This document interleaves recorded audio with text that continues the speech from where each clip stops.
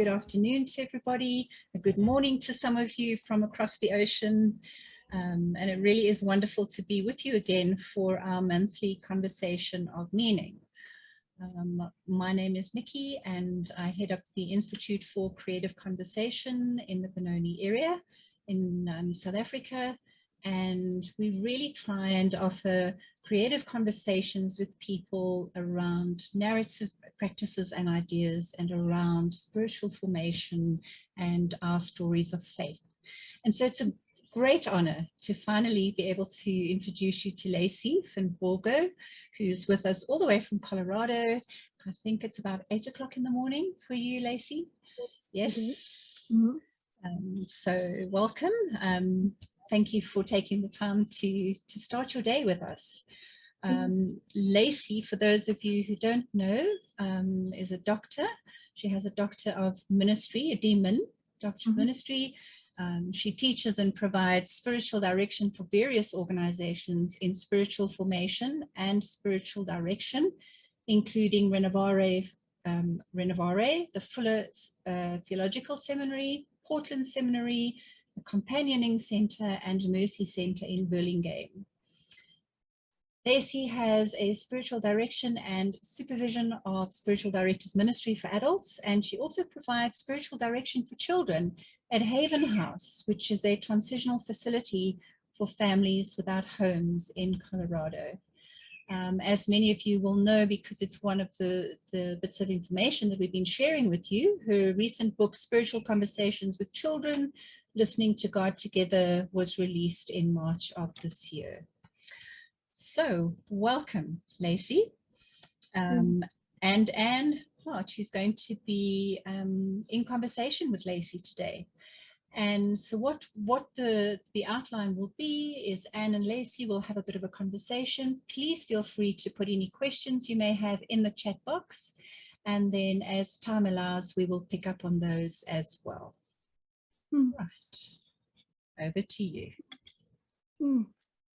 Thank you, Nikki. Thanks so much. And Lacy, it's just such a privilege to be in conversation with you today. And Lacy and Nikki and I were chatting a little beforehand, and I said to Lacy, an hour seems like such a short time that we are together. And if she was here, we'd have a cup of coffee and we'd really chat and we'd all be asking questions and that's, you know, we've only got an hour, so I'll really try and make some space for questions at the end. And I suspect there are more than one or two of us that have a cup of coffee on hand.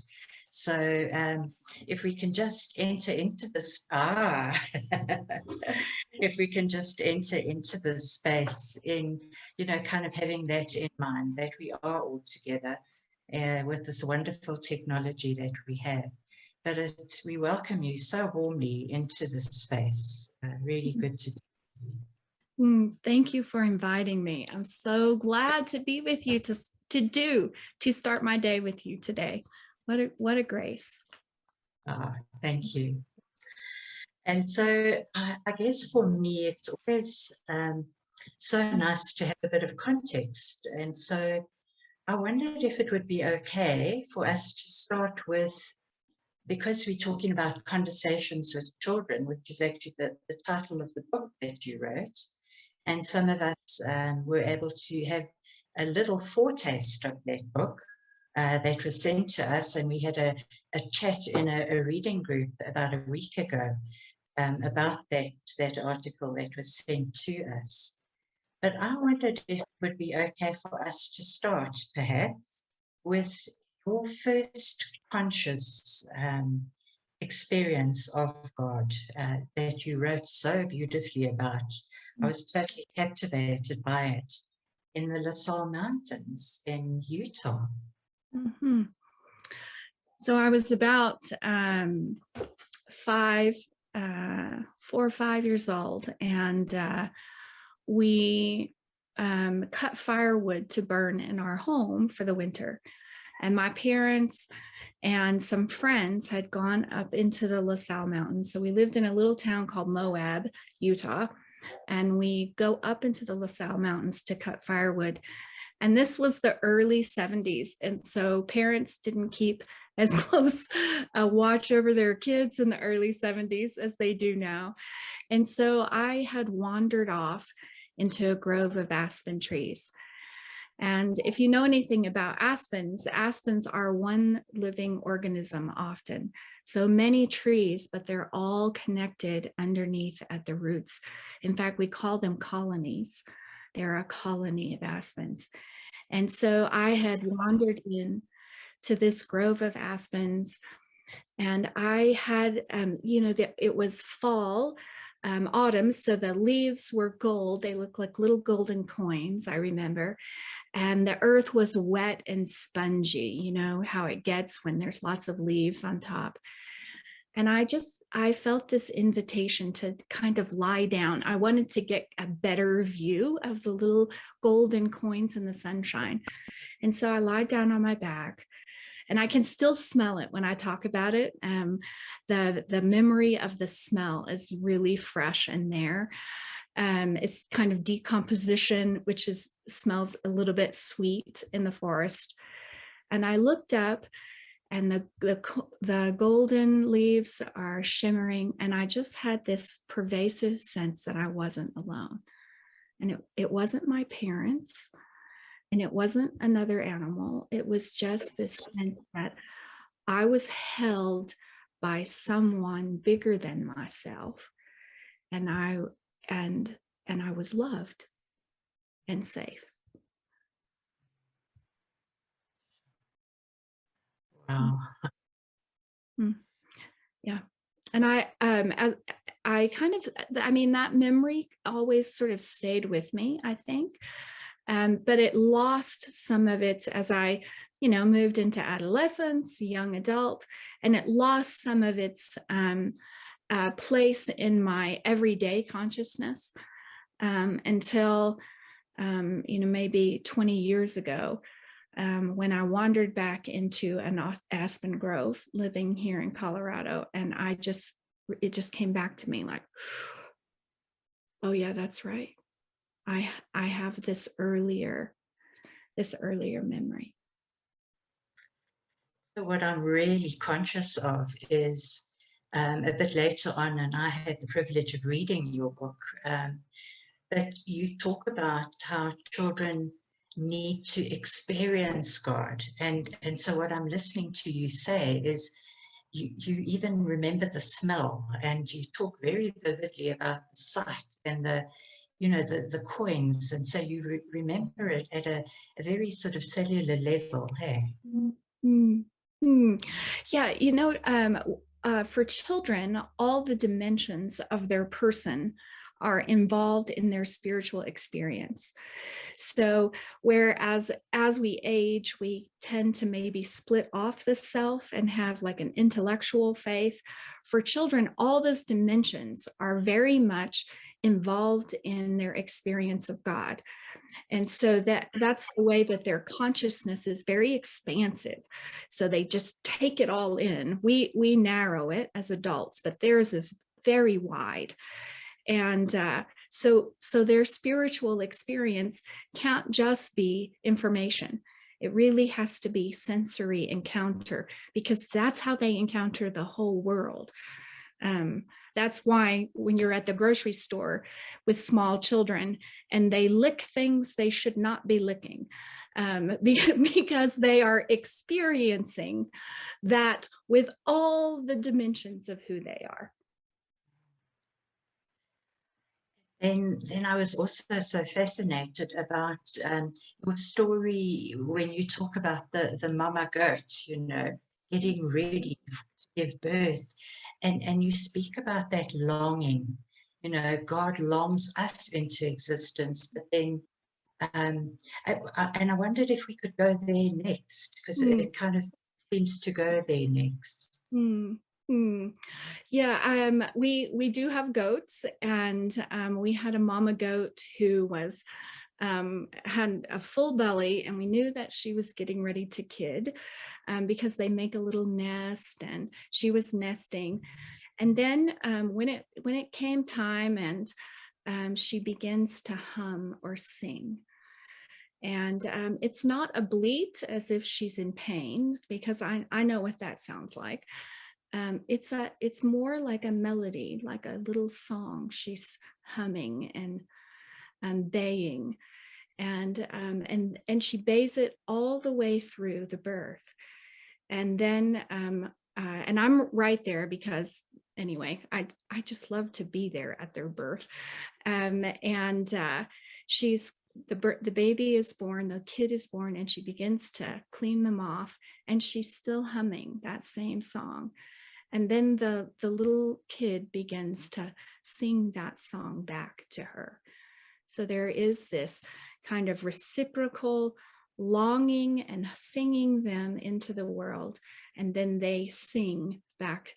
And it was such a moment for me to realize that that is what God does for us, that every person has been longed into existence, sung over as they come into the world by God. And that song resides within us. And we have that reciprocal longing. It's almost like that song takes root. And then we're listening for that song for our whole lives. We're listening and we're longing for it. And when we have experiences of goodness, beauty, and truth, those are some of the notes of the song. And it resonates with us, and our longing for God quickens. When we experience the kindness of another person, that longing for God in us quickens, because those are the notes of the song that longed us into existence. It's so beautiful. Mm. And so when you were working with a group of children, they kind of put it into everyday language. They brought it kind of into our century. Would you talk a little bit about that? Yes, I was working with a group of about 14-year-old, 13, 14-year-old boys. And I was trying to explain this to them so that we could listen to their lives and hear those places where those resonance. And I was doing a terrible job explaining it to them. They were very patient with me. And then one of them said to me, Lacy, it's like when you lose your phone. And I thought, how do you know I lose my phone? But I do lose my phone. And your computer can ping your phone. It's like one thing pings the other. There is a pinging. So we started using that language. These are pings. So goodness, beauty, truth, wonder, awe, union, those are all pings of that longing within us. And it's super helpful because it does feel like a ping. If you know, when you see an act of kindness, doesn't your body almost ping? You're like, oh. When someone does something kind or loving to you, you say, oh. When you stand outside and watch the sunset come up, or from my back porch, I can see a 14,000-foot peak. I always throw my shoulders back, open my body up, and go, oh. Wow. And for children, those are like everyday experiences. So for me, it's a 14,000-foot peak. For a child, it's a ladybug. It's someone letting them get in line at the pencil sharpener at school. It's the lunch person giving them an extra portion of the dessert. Just very ordinary things are their experiences, their pings of God. You give two beautiful examples of that. You mentioned the smell of a granddad's shirt, and lying in a mommy's lap, and that even pings for me. Yeah. I really appreciate you bringing up the granddad's shirt. For many children, their grandparents, their relationship with their grandparents is the most close experience of God's love that many of them will have in their life. When in research, when we look back and invite adults to reflect on when they were children and the places where they felt most loved, most wanted, most longed into existence, most safe was with their grandparents. So if you are a grandparent, and it doesn't even have to be your own grandchild, I have people in I have grandparents who were that for me, but also people who were like my grandparents' friends, who were that for me as well. We get the opportunity as grandparents to love in that free and welcoming way that only people who have lived to a certain age can do. That's so lovely to hear, especially for those of us who are grandparents and have the opportunity to communicate with our grandchildren, even if it is via, a video screen, which is more the norm these days. Mm-hmm. Mm-hmm. And I think in my own work, walking alongside people, I so often hear about the importance of the word in South Africa very often used for a grandmother is a gogo, and a gogo, and the role that gogos have played in the lives of people. So significant. Mm-hmm. Mm-hmm. And it shapes our picture of God.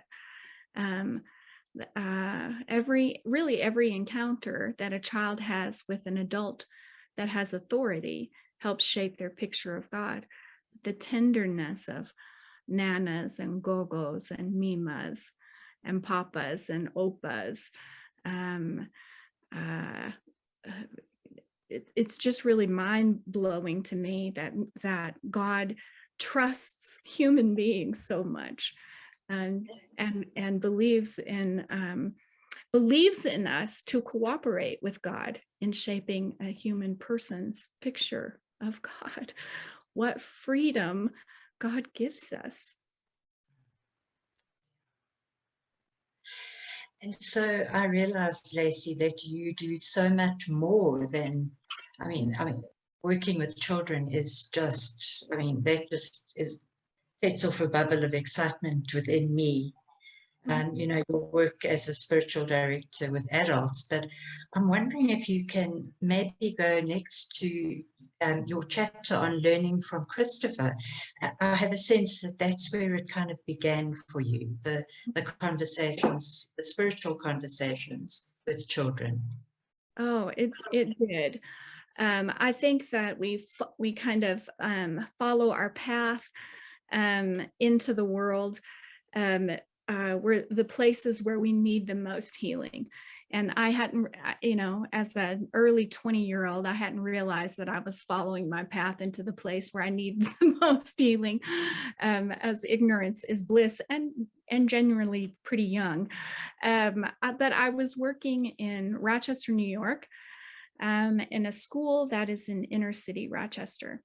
And I was fresh from my master's degree and in over my head, totally in over my head. The school that I worked in had kind of 6 feet of razor wire around it. It was a pretty rough place. And one of the children that I met with was no longer allowed to eat with the other children in the cafeteria.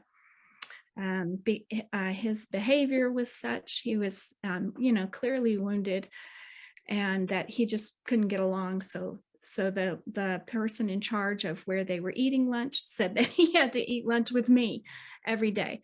That was his punishment.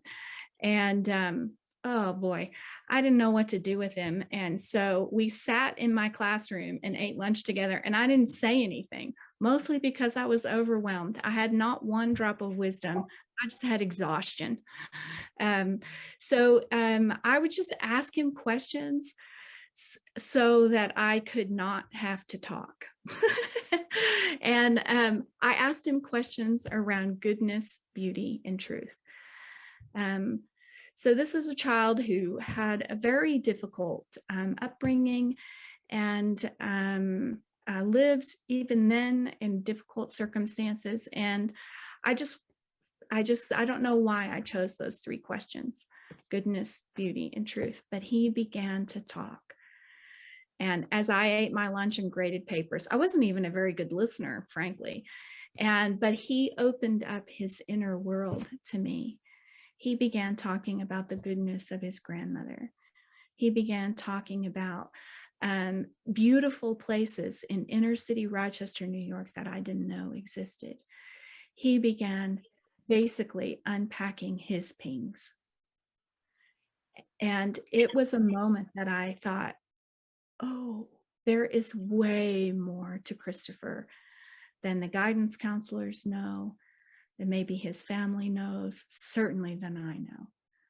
And it was kind of the spark of curiosity that led me about 10 or 15 years later to do research and my doctoral work on spiritual direction with children. And so from teaching, where did your path take you? Yeah. Well, my path, we lived in New York, and my spouse and I, we were kind of part of the rat race. I mean, I was climbing ranks and he was doing all, we were just sort of moving very quickly into our careers. We were busy. And we just said, is this how we want our lives to look? And we decided, no, it wasn't. So we lived in Utah and in Colorado when I was a kid. And I said, let's go back and let's live closer to the land and much smaller existence. So we did. We have a little log cabin on a lot of land. And we've lived pretty simply for the last 20 years. And in the isolation of Colorado, this began to stir in me. This thinking about the spiritual lives of children, and even my own desires as a child, my own longings to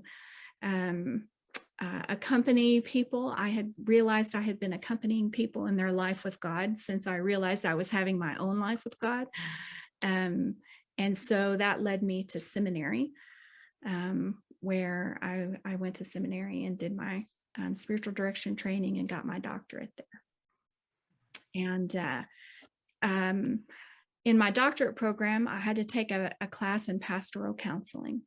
So I was meeting with a Methodist minister who I was shadowing in pastoral counseling, and we had a couple of children. And this minister said to me, there is a facility for homeless families that are opening up. What if we did pastoral counseling there? And it just pinged. There was a creative ping. What if we did spiritual direction there? And that was about 8 years ago. And so that was the beginning. That was the beginning. Yeah. Right. Yeah. And so I'm really keen to hear, how do you go about this? Because, being a spiritual director myself, there's a process that you follow when you direct or companion adults, but I'm really keen to hear the process, and I'm sure everyone else is. How do you do this with children? Yeah, well, maybe I can explain it, describe a session. Yes, so to preserve the safety of the child, and we want to meet in a room that has a door. A room that has a window in the door, so that it's a safe space. So we don't have those kinds of things at Haven House because it's like a dormitory. So I took a piece of canvas and a plastic window and made one that's like a curtain that we hang up. So when I come to Haven House, I hang up the curtain and I lay out on the floor a white blanket that has little fleece blanket that has some green leaves on it. And that's our sacred space. And the child and I enter this space together. First, they choose to come to Holy Listening. They're never forced. So this isn't like a program that they have to be a part of. They get to choose to come. And once they come, they always want to come. I've only had one child not come in like 8 years, not want to come. And that was, yeah. So they really love to be listened to. So they come, we take off our shoes and we enter the space together. So remembering that all the dimensions of them are involved in their spiritual experience. So we take our shoes off as an act of reverence and acknowledging. And then we walk through the door and we step on the blanket together. And then we, I'll just grab this. This is a battery powered candle because we're not allowed to have live flame. And really, I should never have live flame. I'm not competent enough for actual fire. So we have these battery powered candles, and the child gets to turn it on when they're ready and turn it off when they're done. And we remind, then this is our reminder that God is with us. So we sit together on the blanket.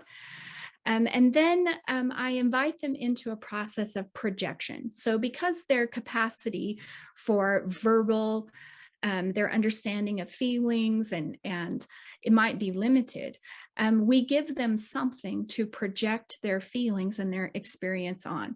And I talk about them in the book, and I have them here that we call them holy listening stones.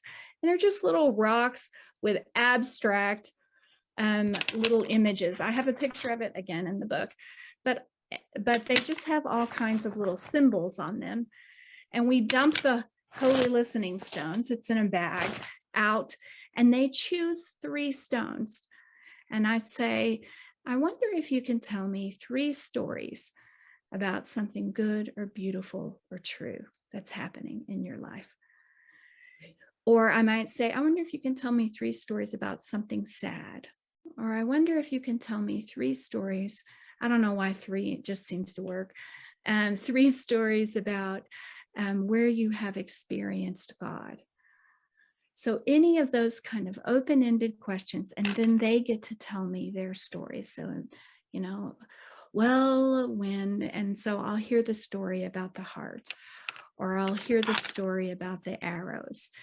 And in that, they are talking about their experiences of God, those pings. And so that's sort of the first step. That's the recognition step. And we might use all kinds of things. Sometimes we use holy listening stones. Sometimes we use clay. Would you like to sculpt something that is a ping for you, something good that happened to you today where you'd like to sculpt that? Or these little, you know, Legos, little plastic bricks. Would you like to build something that is your a way that you have experienced God? Or watercolors, would you like to paint something? So the blanket is also helpful to protect the floor because we can get kind of messy. And then the next movement is to respond. So we have this movement of recognize. We're just really recognizing and giving some attention to the ping, and then to respond. So how would you like to respond to that? And for children who have God language, I might say, how would you like to talk with God about that? And we have a few tools for talking with God. And again, this is because children are, you can tell I'm dodging the sun coming in here. Children are embodied. So they need things to get their bodies in on their life, because that's, again, how they experience the world. So one is this little finger labyrinth. And so I teach them how to use it, which is they just talk with God on the way in. And they're telling God about the pings, and maybe they're saying thank you, or maybe they're saying help me, or maybe they're saying I love you. And then when they get to the center, we take 3 deep breaths. And we know, neurobiologically, that when we get air to our brain, it wakes up our interior cingulate, where we house our experiences of God. So the part of our brain right here where we kind of store our God experiences. So taking those 3 deep breaths helps to wake that up. And then on the way out, we're listening. So what is God saying to you now? And we're just listening in response to what you have shared. And then I ask, would you like to share that with me? So the question, would you like, assumes that the child is having an experience of God, and that I might not be invited to it. Because their experience of God keeps an audience with them into which I don't necessarily get to look, which is the hardest thing for us adults to wrap our minds around. And so sometimes they want to share what they heard with me, and sometimes they don't, and it's honored either way.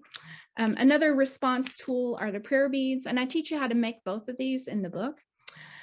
So they talk with God as they move the beads in one direction. So just really having that encounter, that creator getting in touch with the creature. And then we have a little cross at this end, and they hold it in their hand and take those 3 deep breaths. And then when they move the beads back, now they're listening and hearing what God has to say. And without even my prompt, many times they'll just do it again. So now they want to talk. So they're now in this conversation that they're having with God, and they're moving their hands. And then at the very end of our session, I have what I call blessing balm. And this idea comes from Methodist chaplain Leanne Hadley. So she taught me this, which is just to take some lip balm, regular lip balm, and invite the child if they would like a blessing. So touch for many children is a place of care and love. So I ask, can I hold your hand and put a blessing on your hand? And usually I get some lip balm that's clear, but it has a nice smell to it. Although I have accidentally bought sparkly and colored lip balm, and they like that too. I think the clear was just for me, but they like all kinds. I guess especially the kind that smells like candy. Anyway, so I take their hand, and on the back of their hand, I'll either put a cross with a circle around it, so the kind of the Celtic cross, or if they don't have God language or come from a different tradition, I might put a smiley face or a star or a heart or whatever they might request. And I say, I give them the blessing. Remember that God is always with you, that God loves you very much. And just like you might not be able to see this, but you can sort of get a smell, look and listen for where God might be in your life. And with that, that closes our session together. And they turn off the little candle, and we exit together. So that's what it looks like. Wow. It takes about 20 minutes to 30 minutes. If you have a child who's a little bit or pretty verbose, it can last up to 45. And so I'm just wondering as well, you speak about expecting the Holy Spirit to picture. That's one of the things. And then also, I'm just wondering, do all the children willingly go onto the mat with you or the blanket with you? That's a wonderful question. I have met with children who are on the autism spectrum, and I honor, and they need a little bit more distance. And even the feel of the blanket, the texture might not be inviting to them. And so I haven't had a child who wasn't on this, who didn't want to come and be on the blanket. But children who are on the spectrum have not been as that might not be as welcoming to them, and so they just sit on the floor outside of the blanket, and that's a welcome as well. Thanks for coming and being with me, and thank you for honoring your own wants. And everybody loves the candle. And you also speak about how your body, your eyes and your ears and your body are really present to the child, and maybe you want to say a little bit about that. Yeah, one of the things about meeting with children, and it's true in meeting with adults as well, it's just more acute when we meet with children, is that they are reading our attentiveness more so than they are reading the language that we use. And that's because the right hemisphere of the brain develops, has a faster development than the left hemisphere of the brain, which is where we kind of do words and those kinds of things. So they are reading us. So to be attentive in our eyes, in our gaze, to be attentive in our bodies, not have something in our hands, to be sort of open. It lets them know that they are welcome. They are reading our bodies more than they are reading our words. And then they can also sense if we have an inner openness. So are we open to hear whatever they have to say? Maybe they are having an experience of God where they don't like God. How open are we to hear that? Or where they don't like an adult in their life, or where we mostly as adults struggle to hear children when they are in pain. And so we notice our inner openness. Are we open to hear whatever they may say? And then do we have wonder alive within us? I like to use the acronym BOW. So body, inner openness, and then wonder. Are we free to wonder with them around what God is doing in their lives? I wonder what the Spirit is doing in you. Do we have that kind of freedom? And all of that, internal, external, creates a welcoming space for the children. And they will read it. They're wired to read it, to know what safety feels and looks like, and to know what invitation looks like. They're wired for it. It's for their survival. So they have extremely good capacities around that. Absolutely. Yeah. And so, sorry, you say adult listeners help children tune into the peace of God. This is a profound sense of well-being and aliveness that results in resting in God's presence. For example, described by children as, that when I lie in my mom's lap, but also that when we create a space where a child can talk about the experience of God, we help lay down a neurological footprint in their brain that helps the child to identify and therefore experience the Spirit in the future. Yes. Yeah.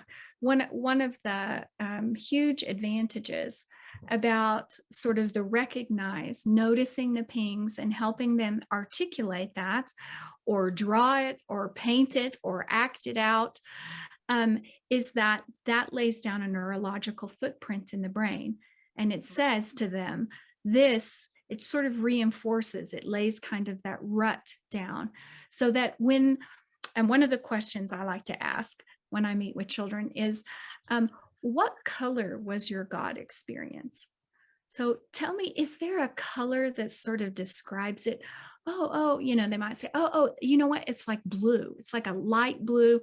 And I say, like a light blue, like the sky, or like a light blue, like a bluebird's wing. No, it's like, so we sort of get around this color. And then I can say something like, well, I wonder if every time you see that color, if you can turn your attention to God, if it might remind you. So it's even in the unpacking, we're opening it up for future experience. And we can do that with smell. I mean, I think we all know, because the research is pretty widespread, that smell is one of the memories that stays with us the longest. It has the most direct connection to the memory centers of the brain, more so than sight, touch, but a smell. So I'll often invite children to tell me, what's a smell that reminds you of God? And just in that articulation, now every time they smell it, that will bring it back up again. And that kind of brings to mind for me, in our lives, we go through periods of consolations and desolations. And as you're talking about that, I'm thinking about sights and smells, and you spoke about your own experience as a child. And so that would help to lay down in neurological terms, yes, that's scientific. But for me, it is so beautiful because it brings back that sense of consolation for me. Yes. Yeah. It is basically savoring the consolation. And that I mean, I'm just so in awe at how God has wired us in this way to follow the peace of Christ in following and kind of chewing on these consolations. So incredible. Thank you. I'm just wondering if at this time we could just go to the questions. I see that we have a few. And the one question is, I'm wondering about the blanket approach with young people who've experienced sexual abuse, may even abuse that is not known. How do you respond to that? Yes. Sorry, I'm dodging the sun here.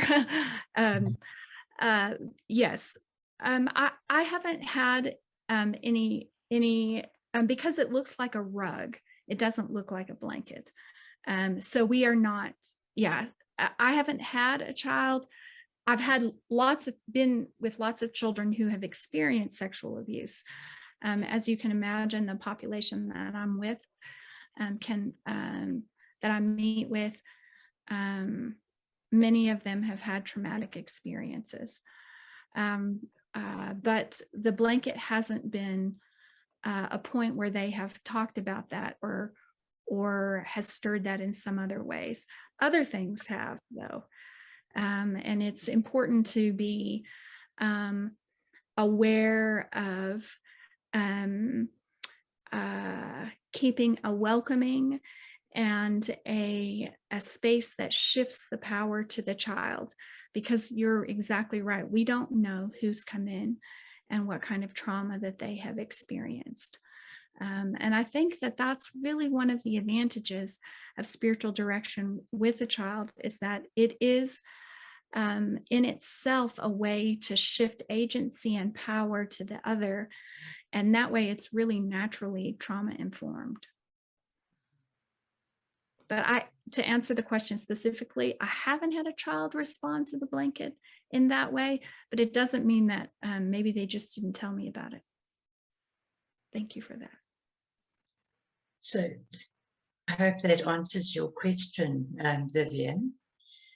The other thing that maybe I could just quickly touch on is the process of taking a child into having a spiritual conversation, the usual forms, the permissions. Yes, and these would be forms that you would fill out if you were trained as a spiritual director with children. So we do have a training. You do need to be trained to be a director to children. You do not have to be trained to have a spiritual conversation with the child in a car park, at the grocery store, as you're making cookies together in your kitchen. And the conversation piece is similar. You're asking, where have you experienced God? And another way to say that is, where is goodness, beauty, and truth? I wonder if you can tell me a time last week when you felt sad, because God is with us in our tears. I wonder if you can tell me a time last week. And then the other piece of it, the respond piece, I wonder what you say to God about that. Even as we dip out these cookies and put them on the tray, I wonder if while you're doing that, you can talk with God. And being there with them as you're doing the thing, whatever the thing might be, taking a walk, sharing a meal together, is that experience of experience of God, where 2 or 3 are gathered. The Spirit mediates and helps to shape, and both you and the child. That's one of the lovely pieces, is that it's a reciprocal encounter with God. Thank you. So yes, there are forms. And we would go over that if you were in a spiritual direction with children course. Yes. The other question is, do you include any scripture reading or reference to scripture in the sessions? That was a wonderful question. And it depends if the child comes from that tradition, from the Christian tradition, and if they already have that language, because I want to meet them where they are meeting God right now. There are wonderful Sunday school classes and books to read and curriculum that will help teach them about Jesus in scripture. But if they don't have that, this is a place for me to help them hear where God is meeting them in that moment. If they do have that, that is their tradition. We often play the stories of Jesus. And those are primarily the stories that we live in, because they are the encounter of God incarnate. And so I do talk about that in the book, about how we use toys and items to play the stories of Jesus. And what's amazing is they project their own inner life onto the stories of Jesus. And that's one of the ways that children communicate and they work out what's happening in them, is through play. And I can think of no better companion than Jesus for them as they do that. In a way that's it reminds me of imaginative contemplation. Yes. How Jesus meets us. So the next question, how do you sit with a child in their pain? And so maybe you can speak a little bit about your book that you've written, Lacy. Well, in June of this coming year, a children's book will be coming out through IVP. And it's about a child who is going through the death and dying of her grandmother, and how God meets her in Julian of Norwich, Lady Julian, and in the wind and the trees, and even some of the questions that come up when a child is experiencing pain and loss and suffering. So you can watch for that. It'll be coming out in June. I just got an email with some of the illustrations, and they're fantastic. So I'm excited about the illustrator. But how do I sit with a child in their pain? Well, one, I keep in mind for myself that a child's pain doesn't negate them from an experience of God, that God is with us in our pain. So many children talk about who have had very traumatic early experiences will have some kind of experience that I can't even quite understand, almost otherworldly, of God. So God breaks in to their pain and suffering and meets them there. And my job is to be kind of that centering, listening, companioning presence as they bring whatever is stirring within them, be it loss or sadness. The important thing is that I don't either minimize it, the loss and suffering that they bring, and I also don't try to fix it. So I invite them to bring it to God, and I invite them to hear God's consolation. So in my presence, I get to embody peace, but I don't dismiss the pain, whatever it might be, and I also don't try to fix it for them, which is quite a dance. It also means that I have to do my own inner work. I'm convinced that one of the reasons we struggle, or I should say in the US, we struggle to get enough children's pastors and children's workers, is because when we meet with children, it touches our own childhood wounds. And so we have to be faithful to our own, as adults, our own work, so that we can be vulnerable and available to children in their own pain, which is where God is, and in their own joy, which is where God is. So, Lacy, if I may ask a question, in South Africa, we have supervision as spiritual directors, as counselors. Would you follow a similar sort of a process? Yes. If you're meeting with children in spiritual direction, we have a few, because this is the spiritual direction with children has not been done yet, to my knowledge. And so as we've trained directors through the Companioning Center, we have peer supervision groups that have a certified supervisor that heads up those peer supervision groups. So they are in supervision. Thank you. We have 2 questions and only a few minutes to answer them. So I'm wondering, Sue has asked, I'm wondering how this way of being would work with adults. And so, Sue, I'm wondering if you would maybe clarify what you mean by that. Are you thinking, maybe you can just clarify that for us. Thank you. I suppose I'm just sitting here thinking, oh, this sounds really great. I don't do work with children, but I know a lot of needy adults.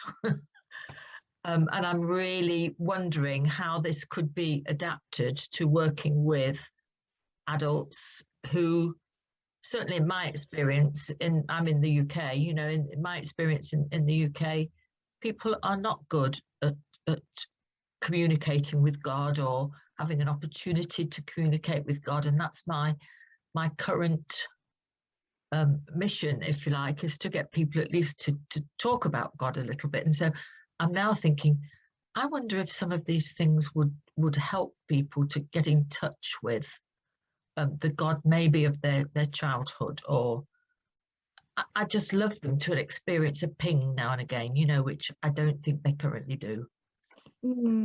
Gosh, thanks, Sue, so much for that question. I do use many of these tools in direction with adults. I especially use children's books, and I just happen to pull a few off my shelf. This one is a children's book that it's on centering prayer. I almost never send someone who is sort of got that stirring for centering prayer to an adult book. I think this is a terrific book on centering prayer. And I have a couple of books on images of God that are children's books, and I'll often recommend those books to adults. I will tell you, I have a manuscript due to IVP January 1st, if you all want to fast and pray, on welcoming the child within. So it is for adults. Sue, my and your heart must beat this in similar ways, because this is what I'm thinking about as well. Oh, thank you. Thank you. Thank you, Sue. Tam asks, this is beautiful, Lacy. Thank you. May I ask, is a child referred by a parent? I'm just wondering how they find themselves into their first session. What does an opening conversation with the child look like in terms of letting them know that God is in the session with you, or the conversation takes that stance? Oh, what a wonderful question. Such a good question. At Haven House, they are, when their parents and them, the family enters Haven House. I don't practice spiritual direction with children anywhere but at Haven House. Now, I have colleagues who spiritual direction with children is part of their direction practice. And they help me, we teach these courses together. However, my experience is at Haven House. So when a family enters Haven House, it's a 2-year program. They can stay for up to 2 years.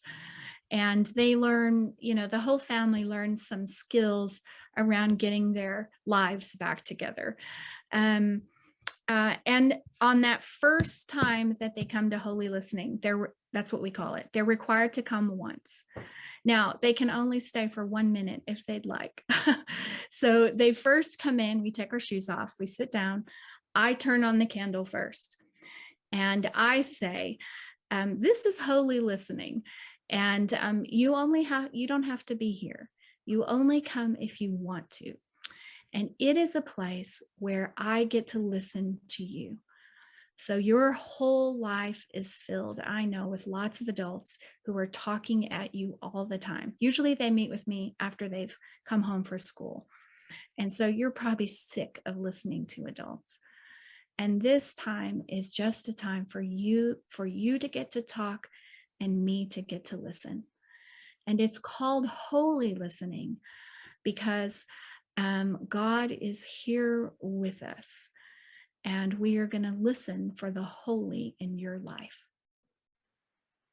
And almost always they look a little bit perplexed, and almost always they want to see and test if I'm actually going to give them that space entirely, because that's not part of their experience.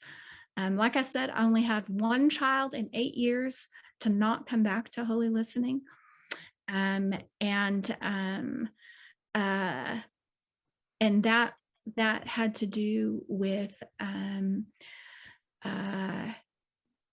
a wound that he sustained from the church around his mother's domestic abuse. And from that, I often will avoid God language until I know how they feel about God. And that's particular to this context, but children can already have some wounds around their picture of God. Oh, thank you. Thank you, Lacy. I think we have one more question that we have time for. And Kerry asks, will we ever have the opportunity to train in South Africa? Well, our training is online. And so we are doing an international cohort January 2023. So it will be a time of day that we can meet together because we have people from all over the world who are interested. And I'm so glad about that. That's incredible. And so I would really recommend, your book is available on Amazon. And it's not a long read. It's, I think, about 186 or 189 pages. And it's just so captivating, so interesting. And so I would really, I know, Sue, you can order it and have it the next day. Not so with us in South Africa.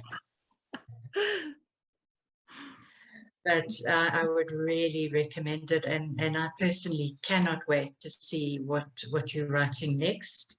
I look forward to seeing what you write next. So thank you so much. It's been an absolute gift to me and to us to have you talk with us in your morning and our evening. So thank you so much. And I don't know, Nikki, if you want to say anything before we say goodbye. I wonder, can I give you the blessing of the very last chapter? Just that last paragraph that I end it with. Would that be okay for me to do that? That would be wonderful. So, in the end, this is my hope and my prayer for you. May you experience children with a renewed heart. May you become increasingly aware of children and greet them in common places like the grocery store and the park. May your deepening sensitivity to children and their childhood experiences change the way you think and live. May you encourage a child's life with God through listening to what is being spoken and also to what is being said. May your life become one of prayer for children as people who are on the margins of society. May you honor the God-given autonomy of children, taking special care not to manipulate or smother them. And may you be granted the awe-inspiring opportunity to witness a child's life with God. Amen. Amen. Thank you, Anne, for hosting today. And Lacy, it's been, I think we've had this arrangement for months now, and it's wonderful that it's finally come to fruition. Thank you so much for your time, and we look forward to many more encounters with you going forward. It was an honor to be with you. Thank you. Thank you so much. And thank you, everybody. That's our last conversation of meaning for 2021. Watch the space for more for next year. Maybe Lacy will even be back. It'd be fun to read the children's book then. Yes, it would. Okay, there we go. Thank you so much, everybody, for signing in from wherever you are. And have a wonderful weekend, and blessings for Monday is voting day in South Africa. So we ask for your prayers and thoughts for Monday, and we'll see you around. Take care. Shalom.